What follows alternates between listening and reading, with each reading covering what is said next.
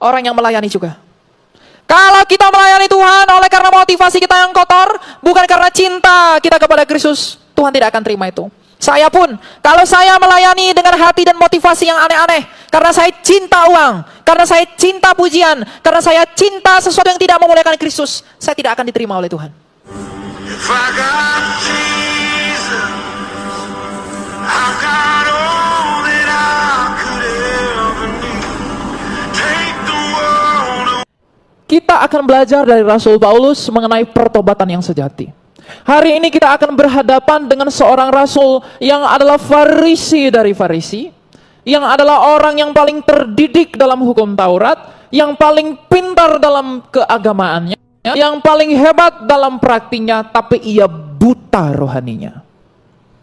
Sehingga di dalam kebutaannya, padahal rohaninya, ia menganiaya jemaat Tuhan. Ia berpikir dengan menganiaya jemaat orang Kristen, dengan menganiaya Kristus, dengan menganiaya jemaatnya, ia sedang berbuat bakti bagi Allah. Dan semangat yang seperti Rasul Saulus ini, itu sedang bangkit hari-hari ini untuk menganiaya orang kudus milik Allah. Dan ternyata Tuhan tidak membiarkan Saulus di dalam kesaulusannya, yang adalah Farisi dari Farisi, pembunuh orang percaya. Tapi Tuhan datang untuk menghardik Saulus dan mengubahkannya menjadi Paulus. Ketika Kristus datang, ketika Saulus dalam perjalanannya ke Damsyik, Tuhan Yesus datang di dalam kasih karunia-Nya menemui Saulus dan berkata, "Saulus, Saulus, mengapa engkau menganiaya aku?" Di dalam pertemuan itu, Rasul Saulus yang begitu sombong, dia yang begitu congkak, dia yang begitu angkuh dalam semangat keagamaannya, kesombongannya dijatuhkan oleh Tuhan. Dan ketika dia dijatuhkan, dia mengerti dia sedang berhadapan dengan siapa. Saat itu, ia berhadapan dengan suara yang berbicara kepadanya, yaitu Yesus Kristus. Apa yang Rasul Saulus terima? Matanya dibutakan. Tadinya hatinya begitu buta melihat Tuhan, ia tidak melihat kebenaran Tuhan. Ia berpikir bahwa dengan perbuatannya taat kepada keagamaannya itu, ia sudah begitu hebat di hadapan Allah. Bukankah ini mencerminkan beberapa dari kita? Kita berpikir kita suci, kita berpikir kita benar, padahal sebenarnya kita buta, tidak mengerti kehendak Allah. Tetapi ada satu hal dari pengalaman Rasul Paulus yang perlu kita teladani, bahwa ternyata ketika Tuhan meremukkan Rasul Paulus, itu adalah kasih karunia. Ketika Tuhan meremukkan Rasul Paulus dengan membutakan matanya, pada saat yang sama, Tuhan sedang menunjukkan kepada Rasul Paulus bahwa engkau bukan siapa-siapa tanpa aku. Engkau bukan apa-apa tanpa aku. Dan Tuhan tidak langsung menyembuhkan saat itu juga. Ia menunggu beberapa hari agar Rasul Paulus di dalam kebutaannya, di dalam kesadarannya bahwa ia lemah tanpa Kristus, bahwa ia bukan siapa-siapa tanpa Tuhan, ia mengakui bahwa aku bukanlah apa-apa tanpa Tuhan. Dan sikap yang seperti itulah yang kemudian melahirkan pertobatan sejati, bahkan menjadi penginjil yang terkemuka di sepanjang sejarah. Itulah Rasul Paulus.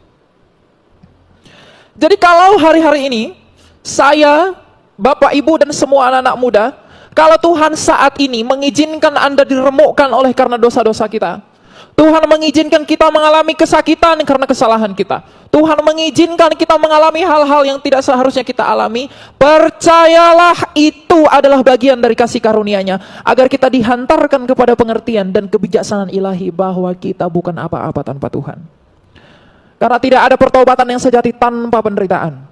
Tidak ada pertobatan sejati tanpa mengerti siapa Allah.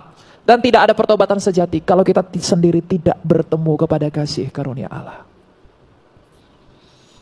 Jadi ketika Rasul Paulus diremukkan oleh Tuhan, dia ditemui oleh Tuhan, dan Rasul Paulus menyadari bahwa ternyata aku bukan apa-apa tanpamu, maka ketika dia mengerti bahwa dia bukan siapa-siapa tanpa Kristus, maka ia merendahkan dirinya, memberikan hatinya untuk bertobat. Tetapi ingat, pertobatan itu tidak hanya berubah tingkah laku, tapi pertobatan itu adalah mengarahkan hidup kepada Injilnya Kristus. Maka ketika Rasul Paulus, ketika dia sudah bertobat, apakah kembali ke dunianya yang lalu? Apakah kembali menjadi seorang penjahat? Apakah kembali dalam kefarisiannya? Apakah kembali kepada kebanggaannya sebagai orang yang terlahir dari suku Benyamin?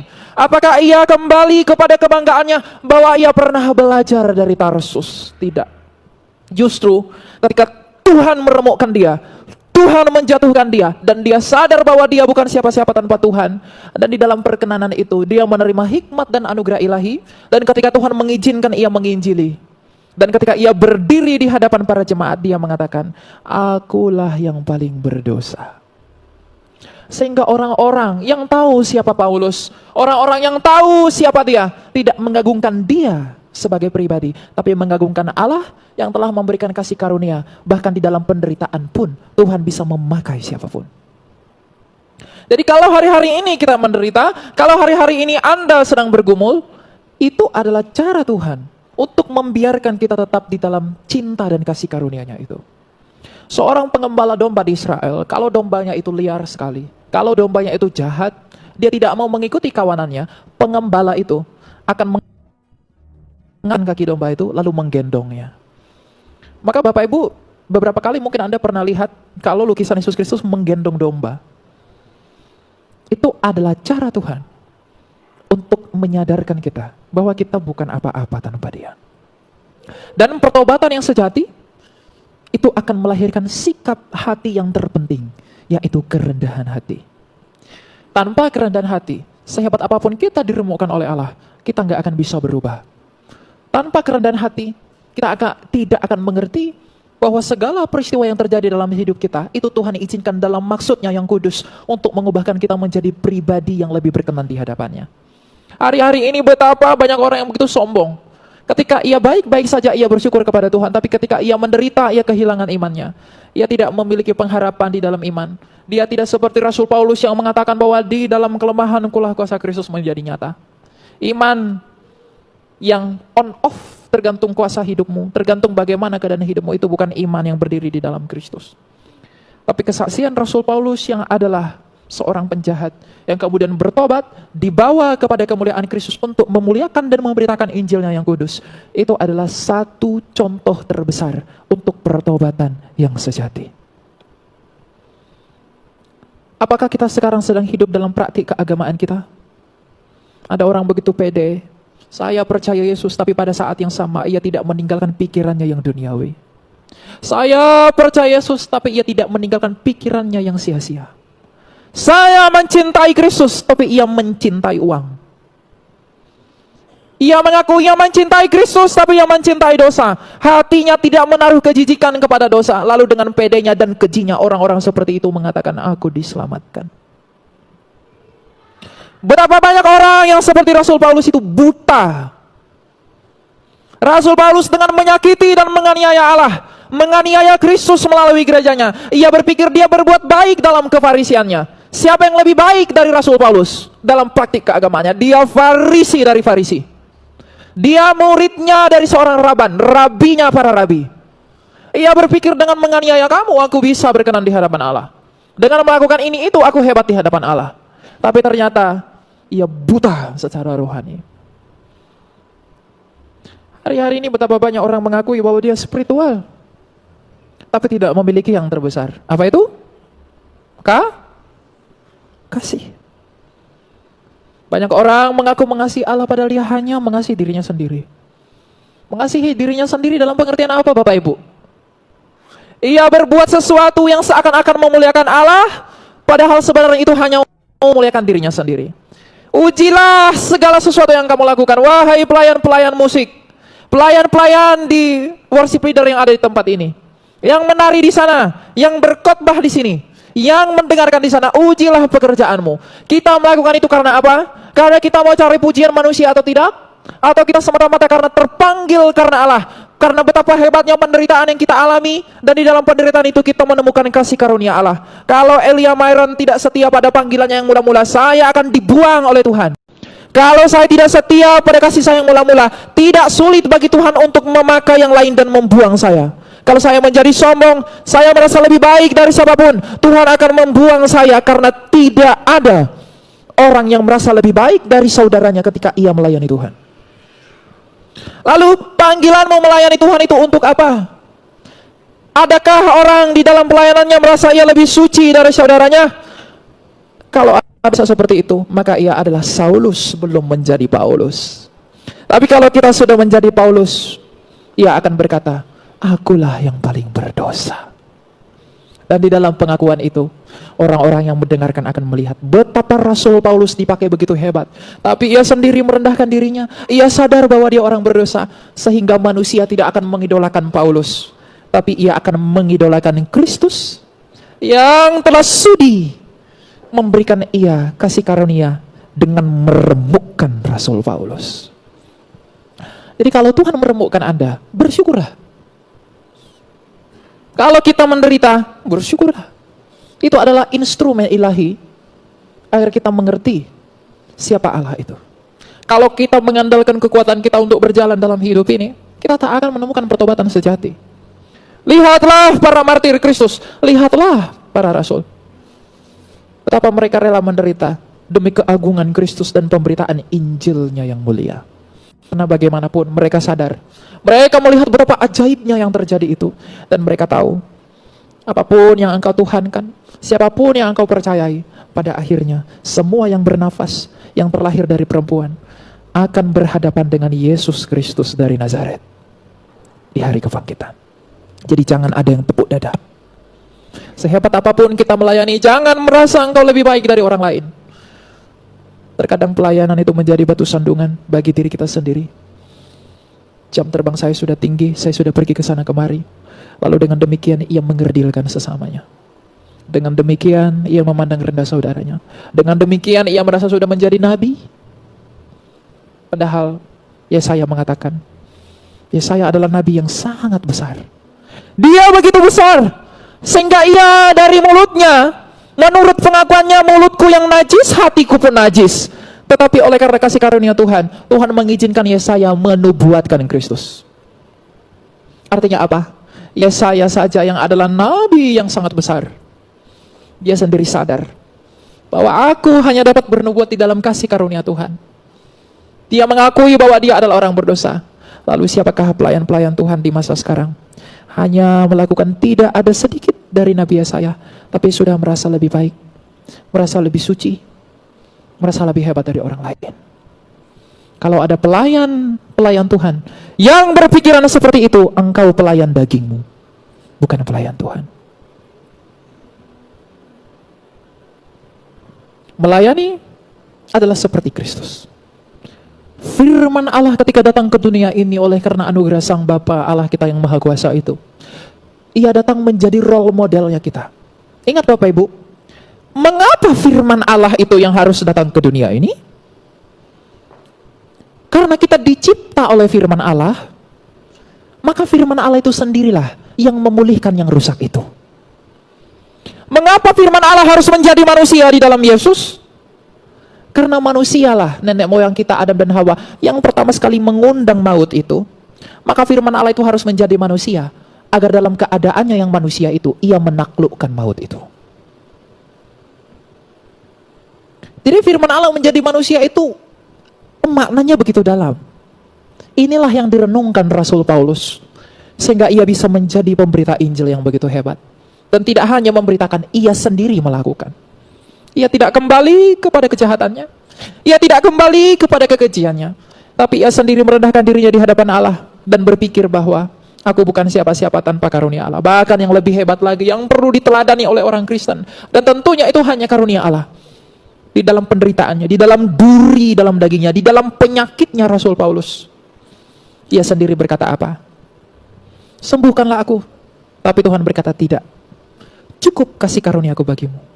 Tapi meskipun Tuhan berkata begitu, Rasul Paulus tetap memuliakan Allah.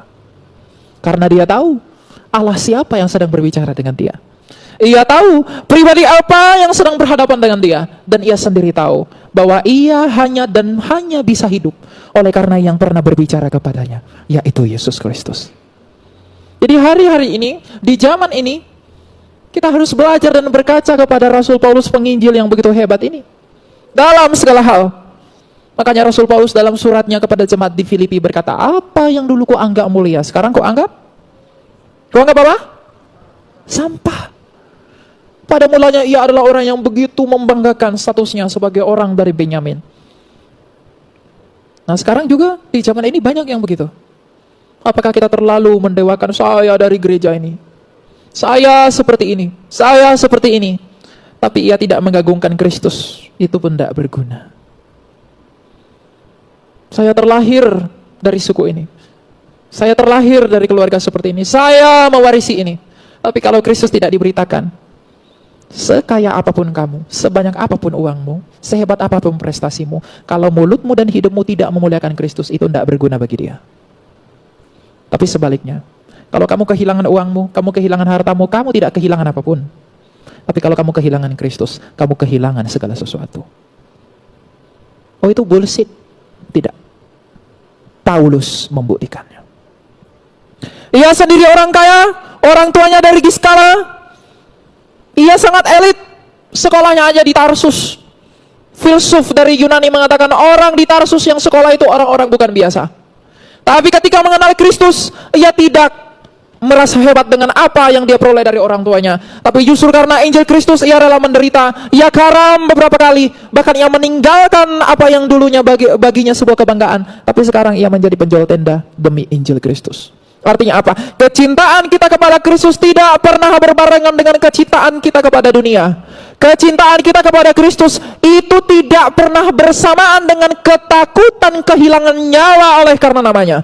Jadi kalau ada para pelayan yang play safe, takut kehilangan nyawanya demi pemberitaan Injil, engkau tidak sedang menginjili. Tapi kalau kita memberitakan Injil dengan membunuh, kita memberitakan Injil dengan menyakiti, tapi kalau kamu disakiti balik, itu hal biasa. Tapi kalau kita melakukan kebenaran, memberitakan kebenaran yang sungguh-sungguh bahwa tidak ada jalan yang benar selain daripada Kristus, tapi orang menyakiti kita oleh karena itu, Tuhan Yesus sendiri berkata, berbahagialah kamu. Rasul Paulus adalah tokoh yang harus diteladani, baik orang besar, baik orang kecil, baik orang kaya, baik orang miskin, baik hamba, baik tuan, baik laki-laki maupun perempuan. Pertobatan Paulus adalah pertobatan paling sejati di sepanjang sejarah Injil, yang kemudian itulah yang mengubahkan dia dan membuat kita menikmati dan mengenal siapa Kristus dengan menuliskan banyak surat kepada seluruh jemaat. Itulah yang kamu baca sekarang. Lihatlah betapa besarnya kasih karunia Tuhan kepada dia orang berdosa itu. Jadi kalau kita sudah jauh dari Tuhan, kita sudah menjauh dari Injil Tuhan, kita sudah merasa kita bisa hebat, kita bisa di luar daripada Tuhan, apalagi anak-anak muda yang hidup di dalam pemikirannya yang sia-sia, pluralisme yang di mana-mana, tidak ada supremasinya Kristus.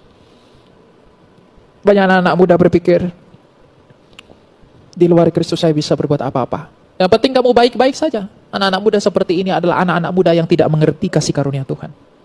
Karena kasih karunia Tuhan hanya dapat dimengerti di dalam Kristus, di dalam anugerah kita kepada pengertian itu oleh Roh Kudus. Karena kalau Roh Allah tidak ada di dalam kita, kita tidak akan bisa percaya tentang siapa Kristus yang telah berkorban sebagai tanda kasih karunia Allah kita. Makanya dengan agung Injil Yohanes berkata, oleh karena begitu besar kasih Allah akan dunia ini sehingga ia mengaruniakan anaknya yang tunggal. Jadi anak-anak muda, kamu jangan berpikir bahwa di luar Kristus kamu bisa berbuat apapun. Dan kamu jangan berpikir bahwa apapun yang kamu lakukan dengan berbuat baik selama itu tidak dimotivasi oleh karena kecintaanmu kepada Injilnya Kristus di dalam pengorbanannya melalui salibnya yang mulia, itu pun tidak berguna. Makanya lakukanlah segala sesuatu karena Kristus telah melakukan itu terlebih dahulu. Lakukanlah hal yang benar karena Kristus telah benar. Karena kita dibenarkan oleh karena dia. Tidak ada perbuatan yang benar di luar Kristus. Tidak ada perbuatan yang benar di luar daripada dia. Jadi kalau ada orang berpikir, saya berbuat baik agar saya dipuji, saya berbuat benar agar saya dipuji, saya berbuat seperti ini agar nama saya tinggi, itu tidak berguna bagi Kristus.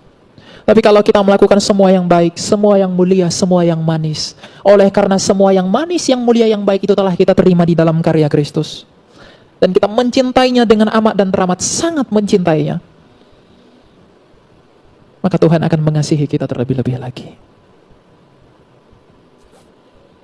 Mindset kekristenan itu harus dirubah. Kita menjadi Kristen bukan karena kita berharap sesuatu yang besar dari dia. Pengampunan dosa yang ada pada kita. Keimamatan Kristus yang memerantarai saya, Elia yang paling berdosa ini dengan kita semua orang berdosa. Itu anugerah yang tidak akan pernah tergantikan oleh apapun. Bayangkan ketika Anda berdoa Anda meminta kepada Tuhan dengan begitu hikmat, lalu sampai menangis. Tapi apakah pernah kita berdoa menangisi apa yang telah Ia lakukan bagi kita di dalam karyanya itu? Apakah kita pernah menangisi pengakuan dosa kita? Apakah kita pernah bersujud merendahkan diri di hadapannya, mengakui Tuhan, aku adalah orang berdosa dan I'm nothing without you? Atau kita hanya menangis karena mengemis sesuatu? Kita hanya menemui Tuhan karena kita perlu Dia. Kamu sedang bertuhan atau sedang berdukun? Semangat agamawi yang seperti Rasul Paulus itu tidak boleh ada lagi. Jumpai Tuhan sesuai kebutuhan. Dengar pendeta sesuai kebutuhan. Datang ke gereja sesuai kebutuhan. Kalau ada orang seperti itu, kamu keji. Kamu lebih keji daripada Saulus yang belum bertobat. Karena kalau Paulus saja mau ditegur, mau dihajar oleh firman Tuhan, dan dia merendahkan dirinya, dan dia menerima hajaran itu, lalu berubah menjadi orang yang luar biasa. Masakan kita yang tidak siapa-siapa ini, tidak mau dihajar, tidak mau ditegur demi pertobatan yang sejati, sama seperti Paulus telah bertobat. Siapakah Elia? Siapakah Anda yang duduk di sana? Siapakah yang mendengarkan dari online? Siapakah yang bisa mengatakan, aku lebih hebat, aku lebih besar, jangankan dibandingkan kepada Kristus, tapi kepada Paulus? Adakah yang sebanding? Adakah yang sama?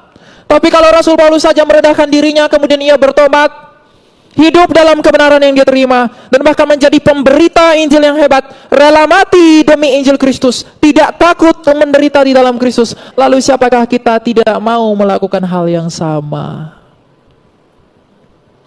Siapakah kita tidak mau hidup di dalam cara yang sama? Apakah kita terlalu berani atau bahkan berani mengatakan bahwa Rasul Paulus tidak berkenan? Sedangkan yang kita baca adalah tulisan-tulisan dia yang membuat kita semakin dekat kepada Kristus. Jadi kalau ada anak-anak muda atau siapapun yang merasa Tuhan, saya tidak layak di hadapan Tuhan, memang nggak ada yang layak. Kalau kita sudah terlalu jauh dari Tuhan, saya terlalu jauh sehingga saya tidak dapat lagi bertemu dengan Tuhan. Rasul Paulus itu lebih jauh lebih jahat waktu itu. Tapi kalau Tuhan sudah datang, Tuhan sudah menegur, maka kita harus terima panggilan itu.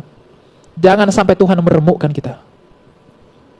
Jangan tunggu Dia meremukkan kita. Karena kalau orang belum dipukul, belum kapok. Tapi kalau sudah dipukul, baru kapok. Jadi kalau Tuhan pun menghajar kamu, Tuhan menghajar saya, Tuhan memukul saya dengan keras, kalau itu demi kekekalan saya akan tetap bersyukur. Saya tetap berterima kasih. Karena untuk apa engkau mengalami kesejahteraan dagingmu yang akan binasa ini, tapi engkau melupakan kekekalanmu. Pikirkanlah hal-hal yang surgawi, renungkanlah hal-hal yang surgawi, dan manfaatkanlah yang duniawi ini, agar engkau bisa mempermuliakan Tuhan dengan cara yang demikian. Jadi pertobatan sejati itu akan dimulai dari kesadaran bahwa kita bukan apa-apa tanpa Tuhan. Dan pertobatan sejati itu hanya dan hanya akan ada kalau kita menderita. Maukah Anda menderita?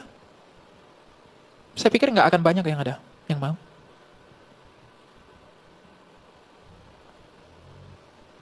Karena Anda berpikir, dengan melihat Tuhan, Anda sedang melihat sesuatu yang bisa Anda rayu-rayu, agar Anda diberikan segala sesuatu, pernak-pernik dan perhiasan dunia ini, kemegahan kerajaan dunia ini. Kalau kita berpikir bahwa dengan percaya Tuhan, motivasi mengikut hanya karena hal-hal itu, maka engkau sudah memperoleh upahmu. Tanpa Tuhan pun, kamu bisa memperoleh itu di dalam dosa-dosa yang dilakukan orang di luar Kristus. Tapi satu hal yang tidak bisa mereka dapatkan, damai sejahtera,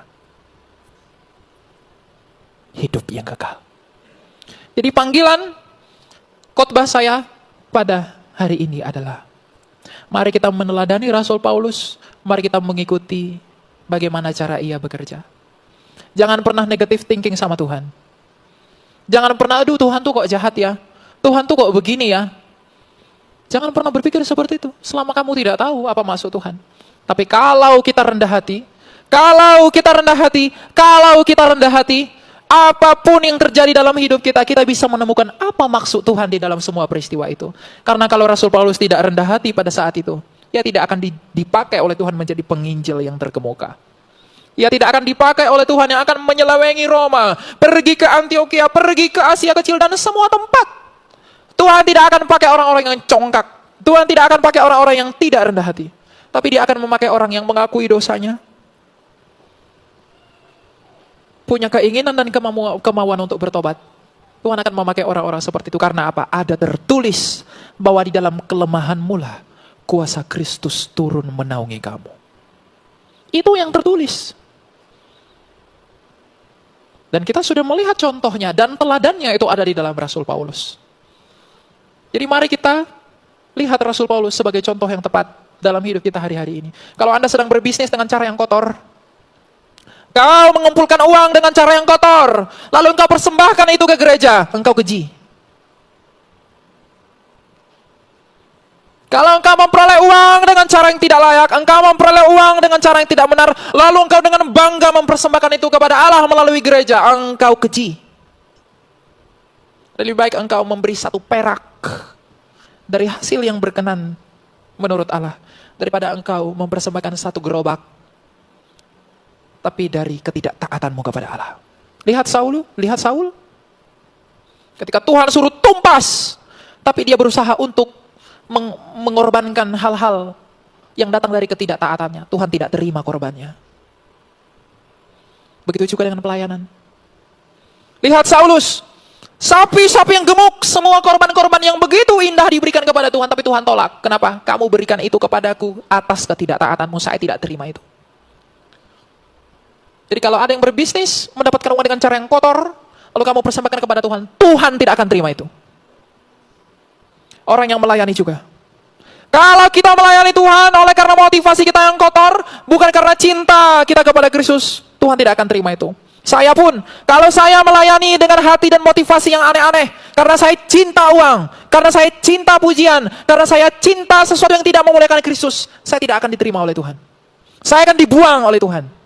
Karena Tuhan bisa memakai siapapun yang dia bisa mau pakai, kalau kita berusaha meninggikan diri dan mau menipu Allah. Orang bisa kita kelabui, tapi Allah nggak bisa kita kelabui. Dan semuanya itu menurut kesaksian Rasul yang sama. Dalam suratnya kepada jemaat di Roma berkata, Roma 2 ayat 16. Bahwa semua akan tampak pada hari bila mana Allah melalui Kristus Yesus akan menghakimi segala sesuatu yang kelihatan dan yang tidak kelihatan. Oleh karena itu Bapak Ibu dan Saudara-saudara, rendahkan dirimu di hadapan Allah. Mari kita mengakui dosa kita bahwa kita bukan siapa-siapa tanpa Kristus. Mari kita memperbaiki hati kita yang mulai menyeleweng daripada rencana Allah. Para pelayan-pelayan Tuhan, jangan engkau merasa hebat dan merasa lebih baik dari siapapun. Bagaimanapun kita adalah hanya orang-orang yang hidup dalam kasih karunia Allah, sehingga kita bisa melayani. Enggak ada orang bisa memuliakan Allah tanpa Allah mampukan. Tidak ada orang bisa memuji Allah kalau bukan Allah yang memampukan. Karena yang memampukan kita yang bersaksi bahwa Kristus adalah Tuhan hanya oleh karena Roh Kudus yang diam di dalam kita semua. Jadi alasannya enggak ada, jangan ada yang bermegah, jangan ada yang berbangga, jangan ada yang congkak. Tapi mari tiru Rasul Paulus. Lihat pertobatannya yang sejati. Melalui firman ini, melalui peringatan ini, kita sedang disadarkan bahwa Elia Myron itu hanya debu yang tak berarti di hadapan Allah. Tapi meskipun ia hanya debu, Tuhan masih melimpahi kasih karunia-Nya sehingga saya bisa berdiri di tempat ini dengan Anda. Dan bukan hanya saya, Anda pun menerima yang lebih besar. Dan bukan hanya saya, semua orang pun menerima yang lebih besar. Maka ubahlah mindset kekristenanmu. Kalau Tuhan meremukkan kita, kalau Tuhan mengizinkan kita tersakiti, itu adalah cara Tuhan untuk menguji kita menjadi emas. Sama seperti Rasul Paulus yang bukan emas, tapi pada akhirnya menjadi emas. Sama seperti Rasul Paulus yang tidak prajurit Kristus, tapi pada akhirnya dia tidak hanya prajurit Kristus yang hebat, tapi ia menjadi komandan buat Timotius. Maka Rasul Paulus adalah teladan yang nyata. Kita berdoa agar di dalam Injil yang diberitakan, di dalam pertobatan yang sejati yang dicontohkan oleh Rasul Paulus, kita semakin tahu bahwa persembahan yang berkenan di hadapan Allah adalah kecintaan kita kepada Kristus. Nah itu terlihat dari buah-buah kita. Karena Yesus Kristus dengan agung bersabda, dari buahnya lah kamu mengenal mereka. Dari buahnya lah kita dikenal. Tidak ada semak duri yang membuahkan apel. Tidak ada semak duri yang mengeluarkan semangka. Jadi kalau kita tercangkok kepada pokok anggur yang benar yaitu Kristus, kita akan menghasilkan buah-buah sebagaimana Kristus telah berbuah lebat. Jadi Kristus harus dimuliakan, Kristus harus ditinggikan, Kristus harus dipuji. Dengan cara apa? Pertobatan yang sejati. Karena untuk itulah saya dan kamu dipanggil. Saya mengatakan ini sekali lagi, bukan karena saya lebih sempurna dari Anda, tapi karena saya pernah diremukkan oleh Tuhan. Saya pernah ditindas oleh Tuhan. Tapi di dalam hal itu, saya menemukan bahwa dengan maksudnya itu, Ia bertujuan untuk memulihkan saya. Jadi kalau kamu pun semua yang ada di tempat ini sedang merasakan hal yang sama, positive thinking sama Tuhan, tetap puji, muliakan namanya, sebab kemuliaan hanya bagi Allah. If I got Jesus, I got